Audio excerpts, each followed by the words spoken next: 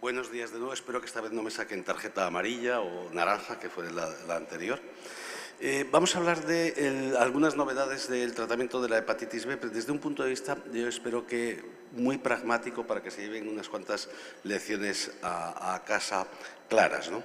Primero, la situación actual. El virus de la hepatitis B sigue siendo un problema de salud pública mundial.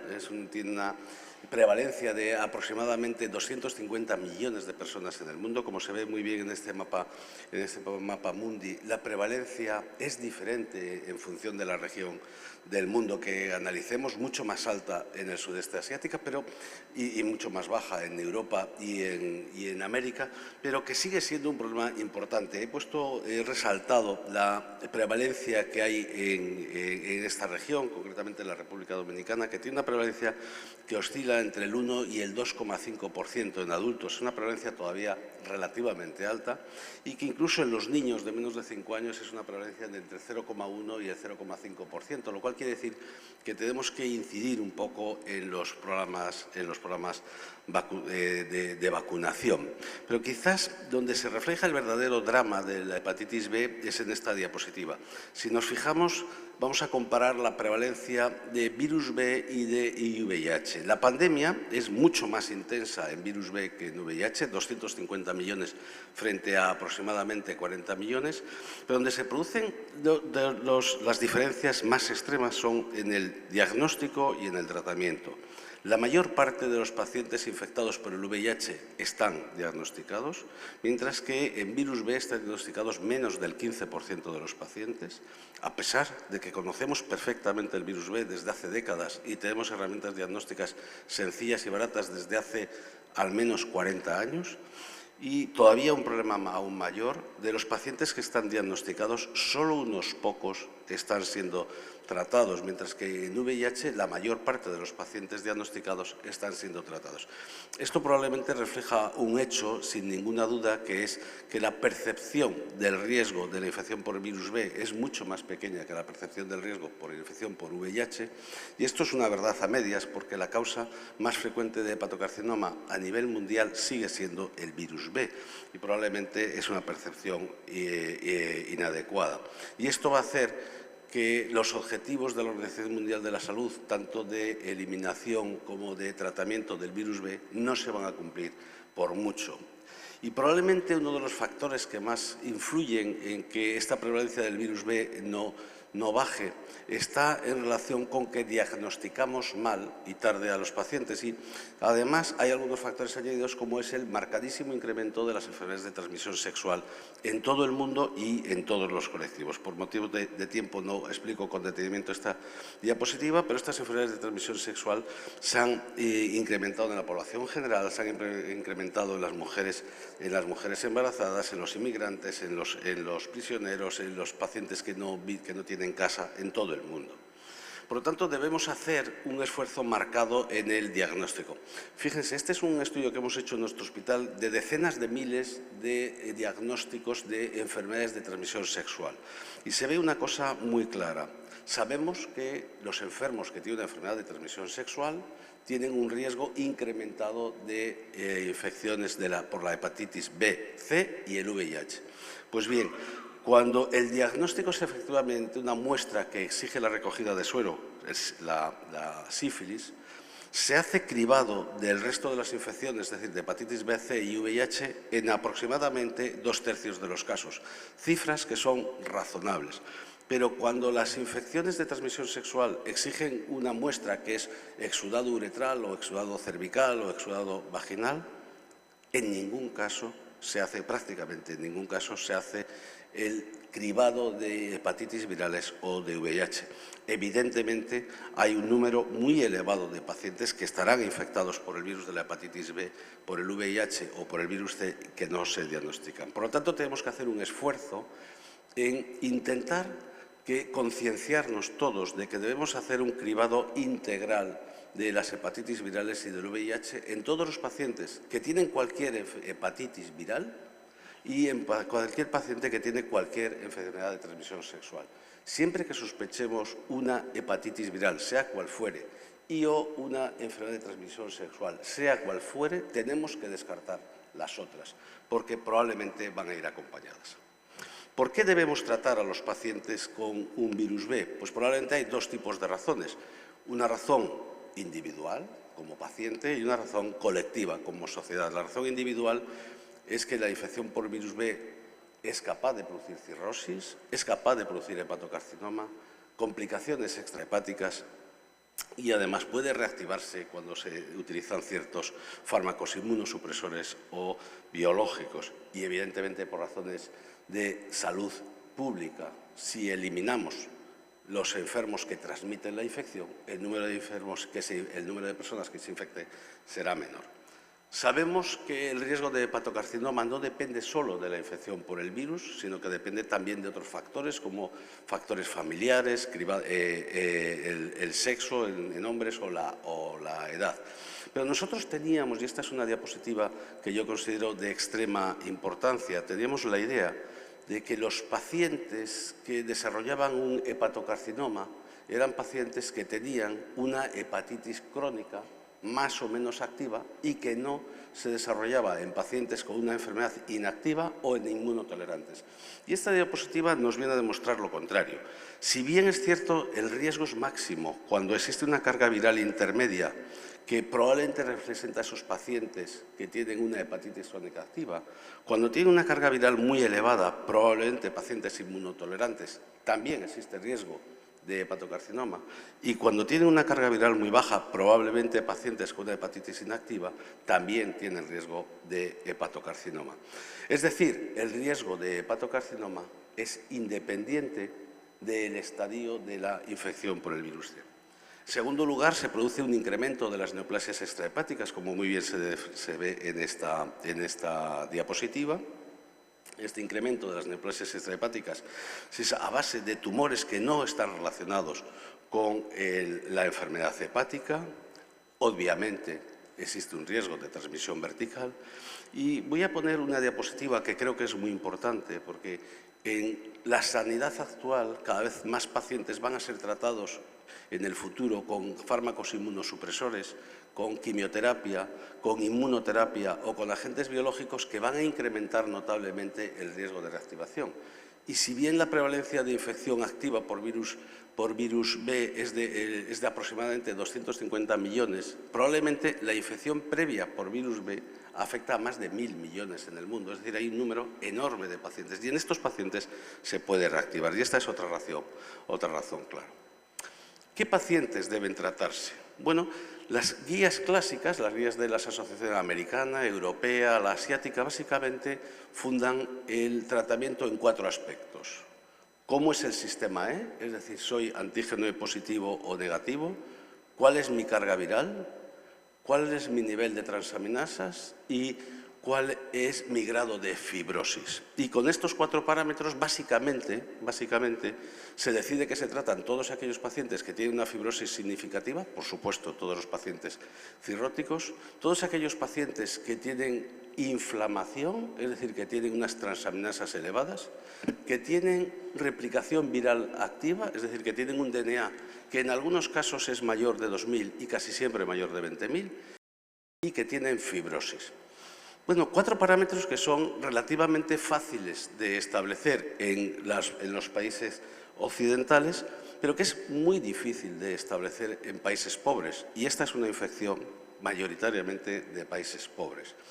Y por eso, y yo creo que estas guías son muy útiles que las lean, la Organización Mundial de la Salud, en unas guías de este año, 2024, en marzo, establece unos criterios muy poco astringentes. Es decir, facilita enormemente la indicación del tratamiento. Fíjense, ¿a quién hay que tratar? A los pacientes que tienen fibrosis. ¿Pero cómo miramos la fibrosis? Pues con un APRI, que es un test extraordinariamente sencillo, de más de 0,5, o con un FibroScan de más de 7. Es decir, muy poco astringente, independientemente de cualquier otro criterio. Con un DNA mayor de 2.000, que es un DNA bajito, con transaminasas altas, pero altas que significa que pueden ser mínimamente altas, es decir, más de 19 en mujeres.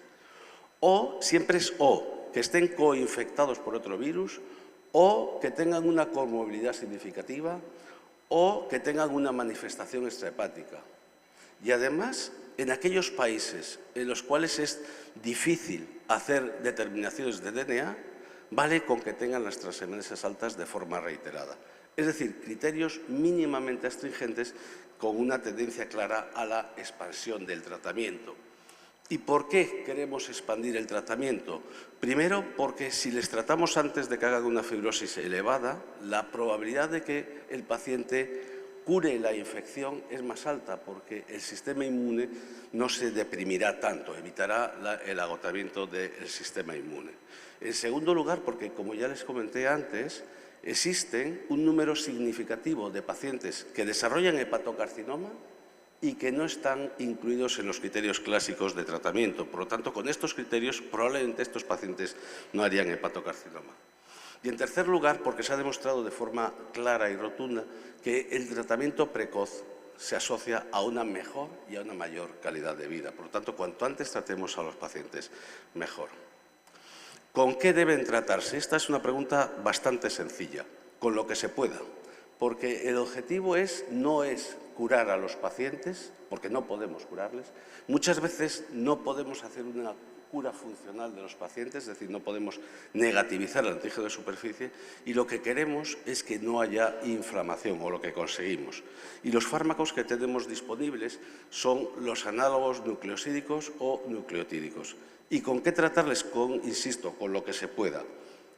Entecavir, tenofovir, TAF, o incluso si no existen estos fármacos, que en algunos países no existen estos fármacos, y sí existen fármacos frente al VIH que combinan tenofovir y lamivudina o tenofovir e intercitabina, con esos. Es decir, conclusión, con lo que se pueda. Tres alertas de seguridad que son importantes. Uno, si tengo osteoporosis, no utilizamos tenofovir. Si tengo una función renal muy deteriorada con un aclaramiento menor de 15 mililitros minuto, no utilizamos tenofovir. Y en los casos en los que haya dudas de la existencia de resistencias, parece que la resistencia es mayor, no parece, es el desarrollo de resistencias es menor con tenofovir que con entecavir, aunque este estudio, que es un estudio muy actual de hace unos pocos meses a nivel mundial, demuestra que el número de pacientes que han desarrollado resistencias es todavía pequeño a nivel mundial, aunque es probable que si expandimos los criterios de tratamiento haya más y, por lo tanto, utilicemos más el tenofovir. ¿Cuánto tiempo debe durar el tratamiento? Esta es una pregunta que tiene que ver con este concepto de que después de que hayamos negativizado la viremia del virus B durante un tiempo, es más probable que se produzca la negativización del antígeno de superficie, es decir, que haya un seroaclaramiento. Esto es verdad, pero también es verdad que si suspendemos el tratamiento se puede producir la reactivación, que en ocasiones es mortal. Y, por lo tanto, para suspender el tratamiento hay que ser extraordinariamente cauto. La sociedad asiática no lo recomienda en ningún caso y la americana y la europea lo recomiendan solo si estamos absolutamente seguros de que el enfermo va a acudir a nuestras consultas, si estamos seguros de que podemos cuantificar adecuadamente la viremia y si estamos seguros de que en los años previos ha sido negativo de forma continua. Mi consejo es que si no se reúnen estas tres características al tiempo, no estamos seguros de que el enfermo vuelva, no estamos seguros de poder seguirla adecuadamente y no estamos seguros de cuál ha sido su situación en los años previos, es que no se suspenda. Ya me queda poco, esta vez yo creo que no me van a sacar tarjeta y no debemos olvidar que en estos pacientes muchas veces se produce una patología concomitante con alcohol y con MASLD, pero fundamentalmente con alcohol, porque la cantidad de alcohol que nosotros reportamos en nuestros pacientes depende exclusivamente de lo que nos dicen y generalmente está infraestimada y puede ser una causa de elevación de las transaminasas. ¿Cuál será el futuro? El futuro siempre es difícil de predecir, ¿no? Pero hay un número enorme de ensayos clínicos en marcha en la actualidad, ensayos clínicos que son de dos grandes tipos, ensayos clínicos que están centrados en el virus y ensayos clínicos que están centrados en el huésped, porque esta es una enfermedad que su eliminación tiene que ver con la inmunidad. Y por lo tanto hay fármacos que están actuando o que ya empiezan a actuar sobre la entrada del virus, inhibiendo la entrada del virus, fármacos que tienen que ver con la edición genética, incluso con CRISPR, fármacos que producen un silenciamiento del RNA, y en esto ha habido una revolución enorme desde la vacuna del COVID, fármacos que impiden la ensamblaje, la encapsulación del virus, y los fármacos a los que estamos acostumbrados, que son los análogos nucleosídicos y nucleotídicos, que lo que hacen es inhibir la transcriptasa inversa del virus B. Pero, como digo, además de estos fármacos que actúan sobre el virus, hay un número enorme de ensayos clínicos que lo que van a hacer o lo que están haciendo es modificar nuestro sistema inmune para conseguir la eliminación de la infección viral en los hepatocitos. El futuro probablemente será, y voy a hacer una predicción de la que casi con seguridad me equivocaré, yo creo que en menos de 10 años habrá un tratamiento definitivo para el virus de la hepatitis B, y que este tratamiento, por lo tanto finito, probablemente será combinado y o secuencial, que no implicará un solo fármaco, sino que implicará varios fármacos para su eliminación. Y les voy a dar una primicia que yo espero que les guste tanto como a nosotros. Vamos a hacer un grupo de aproximadamente 40 investigadores en todos los países latinoamericanos, incluyendo el suyo, la República Dominicana, un estudio que le hemos ya denominado Reviral, para conocer el camino o para intentar allanar el camino de la eliminación de las hepatitis virales en Latinoamérica, cuyos objetivos son evaluar la situación epidemiológica y clínica real de las infecciones por virus B y C en todos y cada uno de los países latinoamericanos, analizar las estrategias que se están utilizando para la eliminación, es decir, qué planes nacionales hay, qué políticas se desarrollan, qué buenas prácticas se están desarrollando en el momento, si existen programas o no de macro y microeliminación o cuáles son las barreras para la implementación de estas estrategias, para que con toda esta información elaborar o intentar elaborar un plan estratégico para la superación de estas barreras, creando un observatorio para la eliminación. Como digo, 40 investigadores involucrados en este momento, pero que en pocos tiempo, en no más de un par de meses, a todos los hepatólogos de Latinoamérica les llegará una amplísima encuesta para que nos den su punto de vista sobre la situación actual. Y ahora sí concluyo con unas conclusiones que son más pragmáticas que académicas, pero que yo espero que les sean útiles. Las primeras son descriptivas. La infección por el virus B sigue siendo un problema de salud pública mundial. Existe un gap importantísimo entre el número de personas infectadas y el número de personas diagnosticadas, y quizás un gap todavía mayor entre el número de personas diagnosticadas y el número de personas vinculadas al tratamiento. Tenemos que simplificar al máximo el diagnóstico y el tratamiento, y debemos tratar con lo que podamos. Aquí sí que hay pocos requisitos. Y de forma muy práctica, para esto sí que es para llevarse a casa, si tengo dudas de si está o no indicado el tratamiento, le trato al paciente. Si tengo dudas de si tiene o no riesgo de desarrollar hepatocarcinoma, le trato. Si tengo dudas de si tiene o no riesgo de transmisión vertical, le trato. Si tengo dudas de si tiene o no riesgo de reactivación viral, le trato. Si tengo dudas de si tiene o no riesgo de resistencia viral, es decir, de desarrollo de resistencias, le trato con tenofovir o con TAF. Y si tengo dudas de mantener o no el tratamiento, le mantengo. Muchísimas gracias.